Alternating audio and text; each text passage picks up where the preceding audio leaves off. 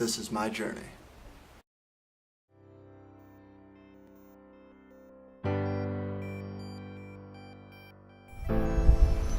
Welcome back.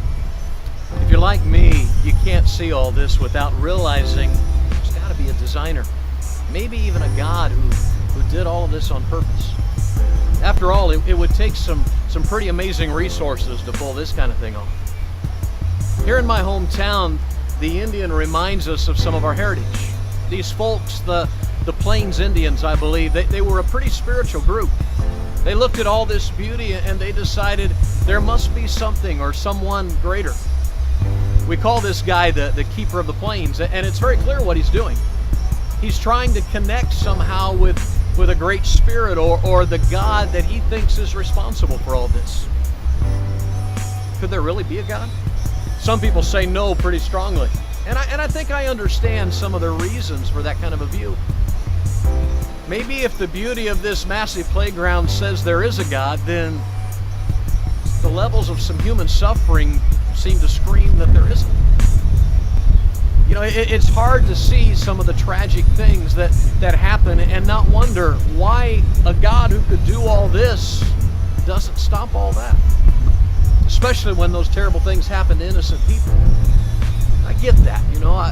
People reject thoughts of God, believing that if there is one, he's got a lot of explaining to do. Other people decide there's no God because of the way people act when they're sure there is one. I mean, there might be a God, but which group really knows?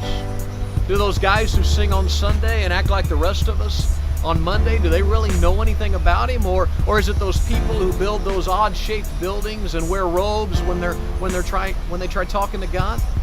There's so many groups, and most of them seem to despise each other, so could any of them be right? Some people think they're all right, you know, that all those roads get you to God eventually, but that kind of seems unlikely since those roads sure seem to be going in different directions. I mean, if everyone's right, then God must have a multiple personality disorder of some kind. If there is a God, then who's right about it? Is it a church, a mosque, a temple? Or did the old keeper here have it right with his open-air campfire? I guess I can understand why some people have a hard time with the idea of God. Or maybe it's something else. It seems to me that the evidence that there is a God is overwhelming, and so are the questions we might have for him. But I think there's a bigger issue here. In fact, I think it's the biggest question of all. And it's probably the biggest reason why a lot of people think there is no God, or maybe don't want there to be one. That's the real question, and it's the next stop on our journey together. So I want to invite you to meet up with me in part 3, and we'll visit that critical question. And maybe the most important question either of us will ever face.